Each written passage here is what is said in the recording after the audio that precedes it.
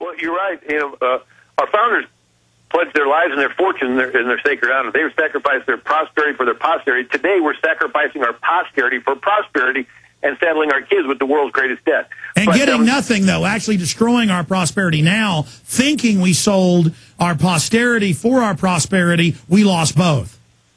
But those British starving ships, when Americans captured, when Washington captured those German Hessian troops at Trenton, he took them across the Delaware, and on their promise not to raise arms against America again, he let them go. And that's where a lot of the Germans in Pennsylvania came from.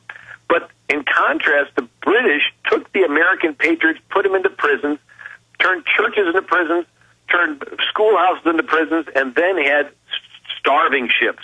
These were like the Jersey was the name of one of the ships. More Americans died on the British starving ships than died in battle against the British. 4,000 died in battle, 13,000 died on these starving ships. And so the British put them in there and wouldn't feed them. One of the signers of the Declaration, his name was Abraham Clark, and he had 2 sons imprisoned. And the British said, well, if you'll take your name off that Declaration, we'll free your sons. And he said, I cannot take my name off, and God help my sons. And of the 56 Let me stop you right there, Bill. I got to be honest. My 3 kids, I'm ready to die for this. And I've said I put my family on the line for all this because I have to, at a certain point, give them to God because I can't let them ever be something that can be used against me, or then the establishment might go after them. But still, to know your kids are out on a boat, they're going to be starved to death and thrown into the ocean with pleasure by the empire, I mean, that just took incredible will and commitment. What ended up happening to his sons? Well, it took a long time, but they finally were gotten back in a prisoner exchange. But that wasn't the fate that happened to Francis Lewis's wife. Francis Lewis was from New York. He signed the Declaration of Independence. His wife was captured by the British and imprisoned and kept in freezing weather without a change of clothes for 6 months, with hardly any food. And they saw that she was about to die, so they let her go, and she died within a month. I was about to stop you. That was their little trick. A lot of times, especially with little kids, Andrew Jackson's mother and brother, they let them go and they died 1-2 days later, one a week later. So they starve you like a concentration camp victim. They had his mother and brother in a church concentration camp. That was their British term for it. They invented it, for those that don't know. And then they took them on wagon back and put them out to die at their house. Go ahead. Well, and then there's John Hart. He signed the Declaration of Independence and was at his wife's dying bedside when they ran in and said the British are coming. He had to flee. The British burnt his house, chased away his kids.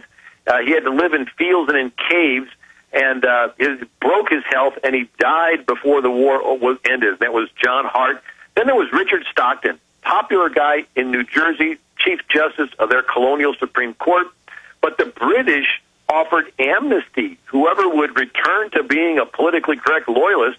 And so one of Richard Stockton's neighbors led the British to capture him when he was escaping, a traitor. And so Richard Stockton was put in the freezing cold, treated with severity because he was one of the signers. He was brutalized. His library, which was one of the greatest in America, was destroyed.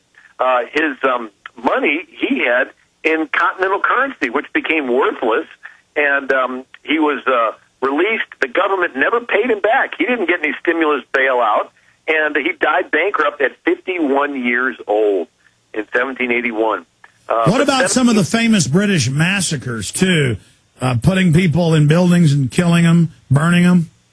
Well, one of them was a gentleman, Johnny Burgoyne, landed in Canada and was coming down from New York, and he got the Indians to enter into a treaty.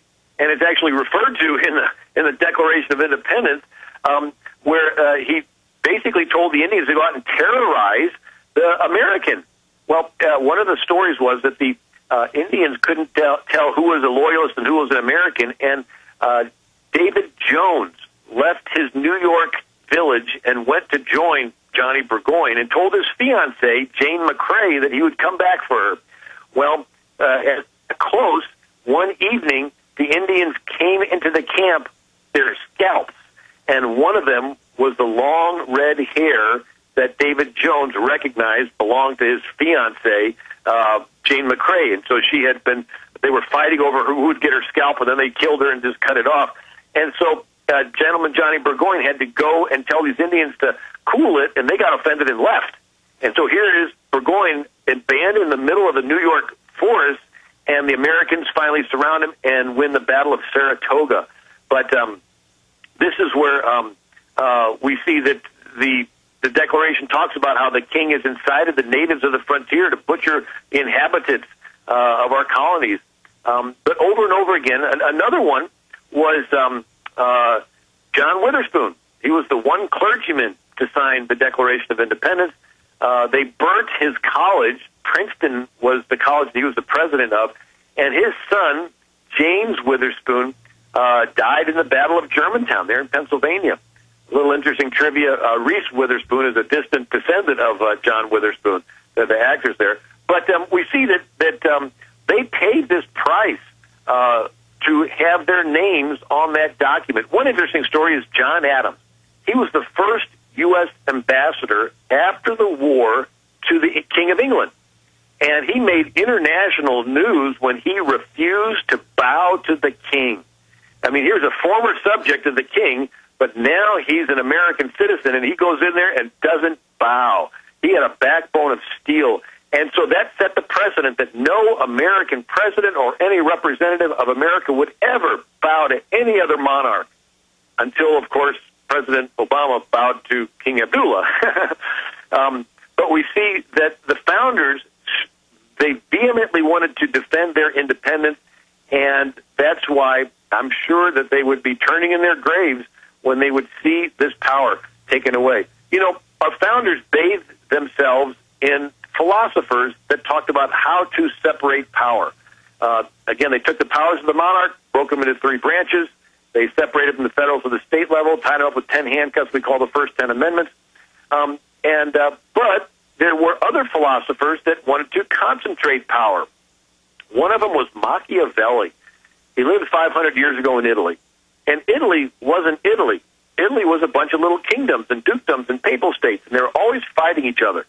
Venice fighting Genoa, fighting Siena, fighting Assisi, fighting Perugia.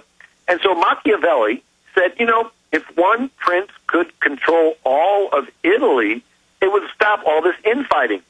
So he wrote a book called The Prince for Lorenzo de' Medici, a rich guy in Florence. And in it, he advocated the ends justifies the means.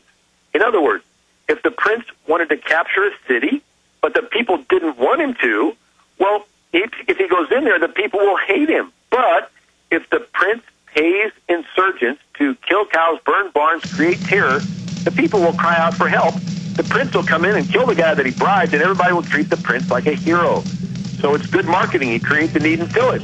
So we're talking about government-sponsored terrorism, with Machiavelli talking about it, which the big neocons say that is their top teacher. Final segment, few final calls we've got to have. TheAmericanMinute.com, gentlemen back. Bill, stay there. Final segment with you. What the 4th of July is really all about.